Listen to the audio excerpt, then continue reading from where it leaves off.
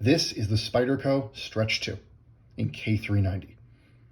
The Stretch 2 is made in Seki City, Japan, and it has all the hallmarks of a Seki City knife. You got a backlock design, you got FRN handles in teal, the sort of K390 signature colorway, with steel liners under the FRN. You've got these sort of softer features on the blade, a softer plunge, a softer transition from the flat here into the blade. You got this shallow but sharp jimping, and you've got this design that looks pinned from this side but is in fact a screw design. So this is a Seki City knife through and through.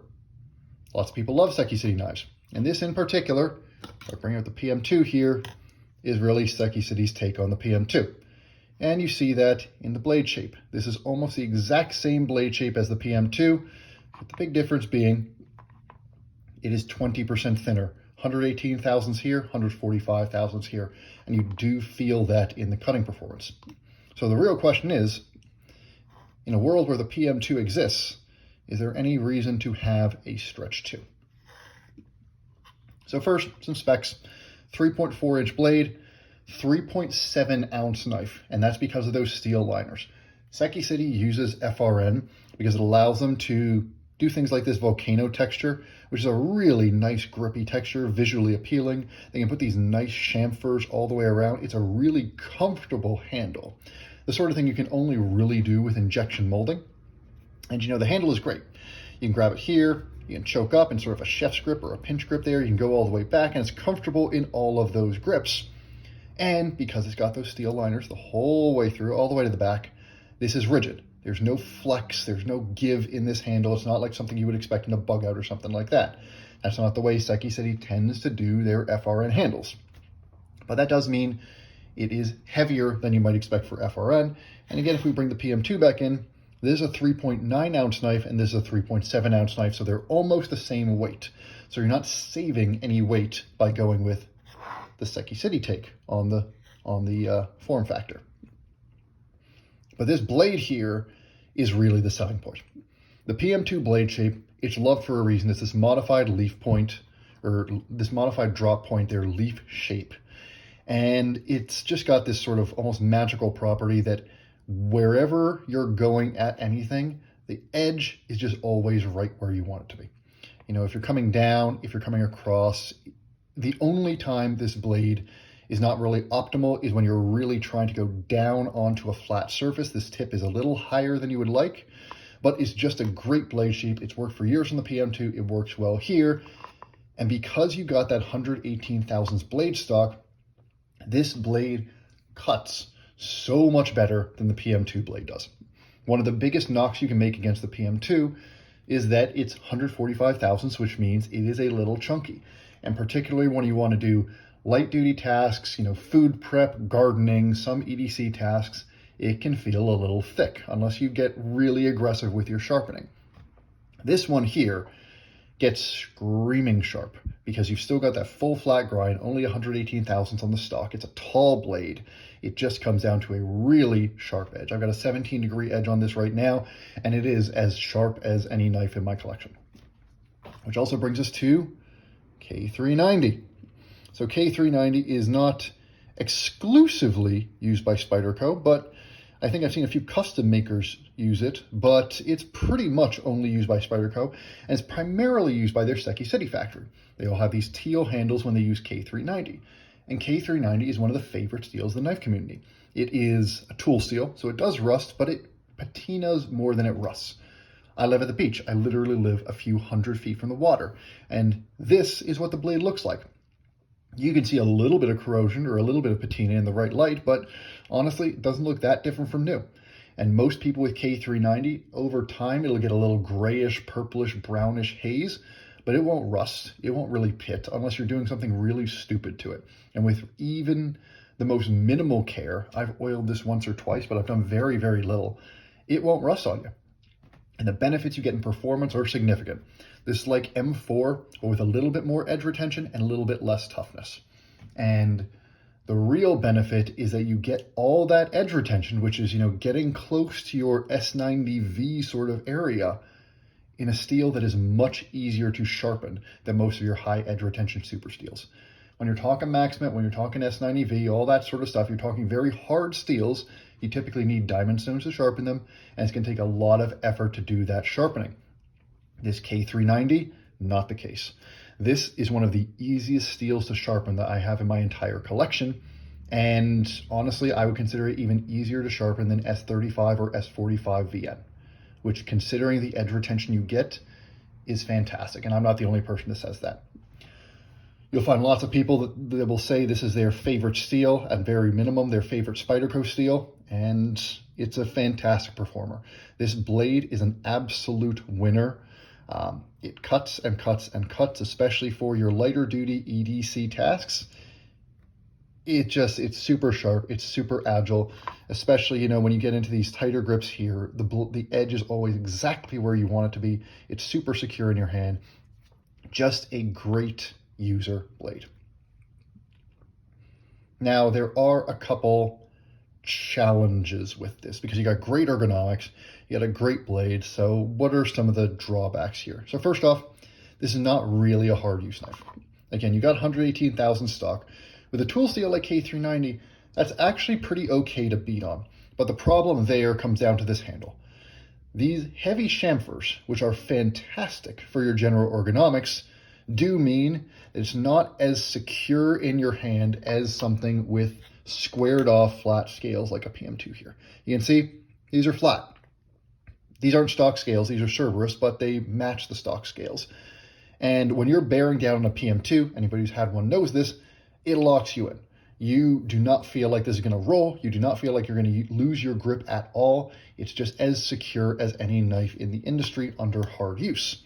This one, you start to really press it, and it does have a tendency to want to roll a little bit in your hand just because of how rounded those edges are. And then I've got one little gripe with the backlock here. Backlocks are great. They tend to be very secure. There's no play, up, down, left, right, anything like that. Seki City, they used to have some play in their knives. Modern Seki Cities don't. Action is smooth the whole way down, smooth the whole way out. But the one problem comes right in here. If you get dirt or grime in this little gap, then it can sometimes stop the lock from closing. And you can have a knife that looks like it is closed, but if there's sand or dirt in here, the lock can actually fail. This is not an abstract problem. I have had multiple Seki City knives fail on me in use because dirt got in that lock face. It's not a problem with frame locks or compression locks or liner locks because those locks will naturally clear the debris as they close. But with the back lock, that debris gets sandwiched in there, it gets stuck, and so your knife, instead of locking up nicely like that, it'll get almost shut, and almost shut is not locked. Often this will even settle down so you won't even know that it's not locked. It's a big issue for me with backlocks, and it makes me more hesitant to use them in dirty and grimy environments that I would like to be, again, because I have had a couple of them actually fail on me in use. It's an edge case, and if you're not using this in sandy or dirty or grimy environments, it's a non-issue. And it's not specific to this knife. It's an issue with every Seki City backlock, but considering the Seki City is trying to make a bit of a harder use knife than they typically make, it's worth particularly mentioning here. Overall, though, those are pretty minor quibbles. I guess my last little quibble is they're using the steel liners because they want this to be a stiff and firm and secure handle, and it's great. You know, this is as stiff as G10. There's no flex whatsoever to this handle, but it is a bit heavier than it looks or feels like it should be. For 118,000 stock and a relatively lighter use knife in general in terms of its overall design, 3.7 ounces for 3.4 inches is heavier than a lot of Spydercos tend to be. Again, when you're almost the same weight as the PM2, for a meaningfully lighter use knife, it does start to feel a little heavy. And so where does that leave the Stretch 2? The Stretch 2, on its own, is a fantastic knife, and it's about as good a sort of do-everything knife as you will find in the industry right now. This blade is fantastic. It slices extraordinarily well. It's easy to sharpen, easy to maintain, and because of the wonderful ergonomics of this handle, it just, unless you're going super hard use, unless you're really, breaking down cardboard boxes all day, or you're hammering out some wood or something like that, this is going to be great. And for that heavier use stuff, this is not your knife.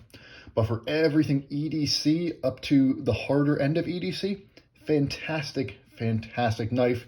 And on top of that, 30, 40 bucks cheaper than the PM2 and a little cheaper than most knives from Golden, Colorado for this fantastic steel in K390.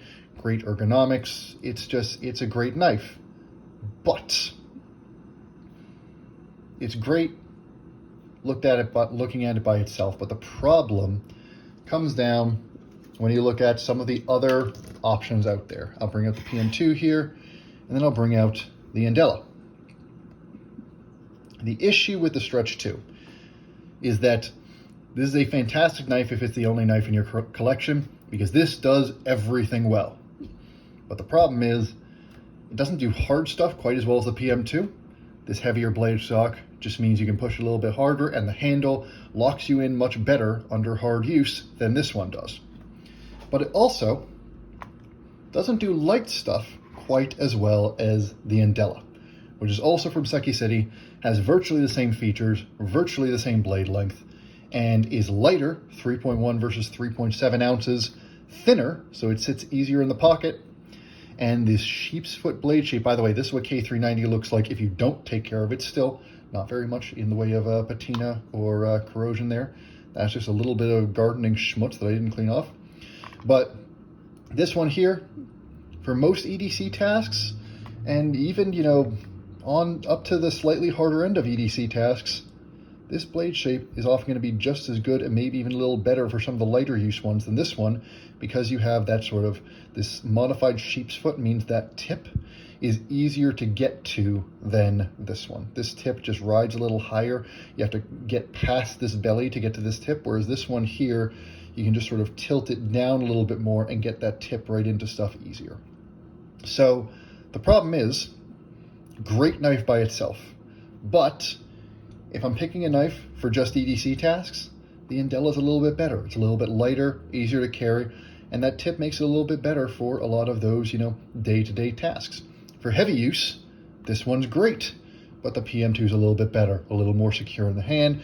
You can push it a little harder, and that compression lock doesn't have the issues you have with the back lock. This is as secure as a lock gets. It's self-clearing.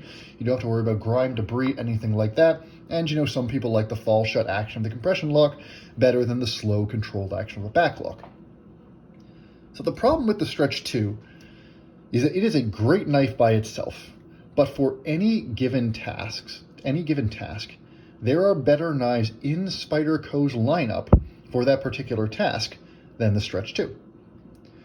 So my sort of overall conclusion is that if you want one knife, whether it's one knife that you're going to carry every day that can do a little bit of everything, or you want, or you're literally going to have one knife in your collection, or if you love the PM2 but wish it were slicier, or if you love the Andela and Seki City's other knives and wish they had a little bit of a heavier duty profile, something more like the PM2. If you're in any of those groups, the Stretch 2 is fantastic. It is a great knife. This blade is one of the best blades in my entire collection. In particular, the handle design is great. But if you're a typical knife enthusiast and you've got a collection and you've got the option to bring the best possible knife for whatever task you're going to be doing that day, if you've got a decent sized collection, this is never going to be the best knife for any individual task. It's going to be a very good knife for virtually everything you can throw at it, except for the very heaviest use, but it's not going to be the best for anything. So that's really my conclusion for the Stretch 2. One last little note, just a bit of history here. So the Stretch 2 is part of a family. This is in G10 and ZDP 189. This one here is in Vitoku. And this one here, which I will be reviewing separately because there are some pretty remarkable things about this one. This is the Stretch 2 XL in crew wear.